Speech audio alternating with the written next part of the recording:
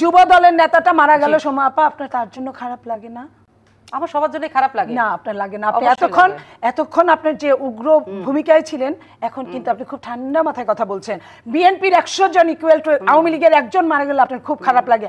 আপনি এতগুলো কথা বলেছেন, আপনারা এতগুলো কথা বলছেন, চৌধুরী মনি কাউকে বিশ্বাস করেন, সাংবাদিকদের বিশ্বাস করেন না বলে তো সবার আগে সাংবাদিকদের গায়ে হামলা করেছেন। আমরা করি নাই এই কথা বলবো, মিথ্যা অভিযোগ দিয়ে আপনারা একটা লাইভ টকশোতে এসে যে কোনো মানুষকে সব সময় এসে একটা বিভ্রান্ত করেন। আপা আপনারা আজকে আলোচনা করেন, আপনারা নিজেরা নিজেদের মধ্যে সমঝোতা করেন, সংলাপে বলে বসেন, এই জন্য আলোচনা করেন। এই রাজপথ আজকে যারা আসার কথা ছিল, আপনারা রাজপথ বিপ্লব বড়ুয়ার না, বিপ্লব বড়ুয়াদের কাছে আমাদের অনুরোধ, আপনাদের কাছে অনুরোধ, আমাকে কথাই বলতে দেন না। কথা বললে শুধু বিপ্লব বড়ুয়াকে কথা বলছে ততক্ষণ আপনি চুপ ছিলেন।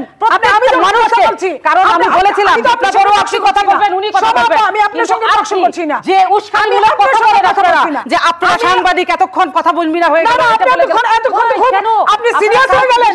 কিন্তু যখন আপনি যুব দলের নেতা মারা গেল তখন আপনি এত আস্তে করে বললেন হ্যাঁ শুনেছি। আমি তো বললাম আবার কোন দেশে কথা? আপনি যদি একজন রাজনীতিবিদ হয়ে থাকেন তাহলে আপনার জানা উচিত ছিল, জার্নালিস্ট আপনাকে প্রশ্ন করেছে উনি কিভাবে মারা গেলেন, এটা হচ্ছে আপনার থেকে তথ্য বের করা, যেটা উনি অবগত হবেন। বডি ল্যাঙ্গুয়েজ কিন্তু আমি কিন্তু আপনাকে সুন্দর করে বলেছি উনি কিভাবে মারা গেল, দুইটা ওয়ার্ড মারা গেল।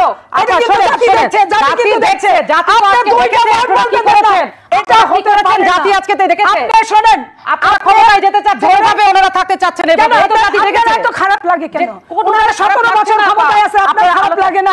বিএনপি ক্ষমতায় আসলে আমাদের কেউ না, আমরা সাংবাদিক, প্রশ্ন করলে আপনারা বলে যান আপনারা আমাকে দালালি করছেন, আমাকে আমি দোহাই আপনাদের সাংবাদিকতা আগে সাংবাদিকতায় আপনি আলোচনা চালিয়ে যান, আপনারা দোহাই আপনারা আলোচনা চালান নিজেদের মধ্যে, আপনি তো কথাই বলতে দিচ্ছেন না। কিন্তু অন্যদিকে উস্কানিমূলকভাবে ডাইভার্ট করবেন না।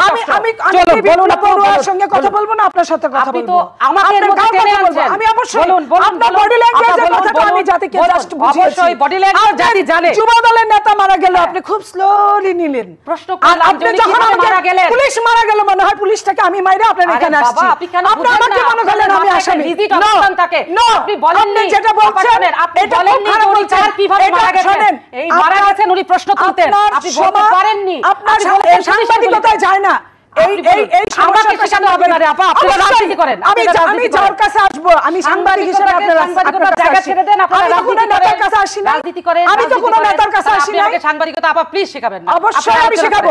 আমি 50টা সাংবাদিকের সাথে কাজ করি, আপনার সাথেও কাজ করি।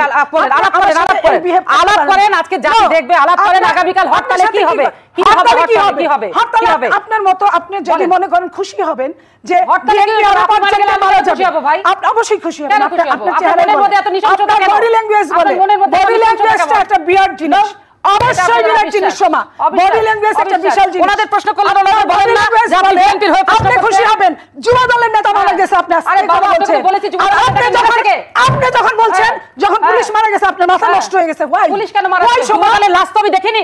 ওয়াই আমি বলছি, জিজ্ঞেস করলাম, আমি যখন বলছি তখন আপনার বলা উচিত ছিল একই পুলিশের লাশটা দেখতে সারা দুনিয়ার লোক, একটা নিথর ডেড বডি পড়ে আছে, নিথর ডেড বডি পড়ে আছে হাসপাতালে গেলে ওটা নড়াচড়া করে না, মেরেছে কে? হাসপাতালে মারা গেলে নড়াচড়া করে। ওটা দেখলো আমাদের খারাপ লাগে। আমরা যখন মঞ্চে ছিলাম, খারাপ লাগছে, আমরা যখন মঞ্চে ছিলাম, শুনেন তো আপনি শুনেন যুব দলের লোক মারা গেছে, মাথা ঠান্ডা করেন, হরতাল মাথা ঠান্ডা করেন, ভোট এখনো আসেনি, তফসিল এখনো হয়নি, অনেক দূর যেতে হবে, যাচ্ছি না। বলেন আপা। আমি সারা জীবন অন্যায়ের বিরোধিতা করছি, সেটা আমরা জানি, আপনি রাজপথের মানুষ, বাট আপনি এই ধরনের কথা বলতে পারেন না। আপনি মাথা ঠান্ডা করে টকশোটা দেখবেন, আপনি কোথায় উত্তেজিত করেছেন।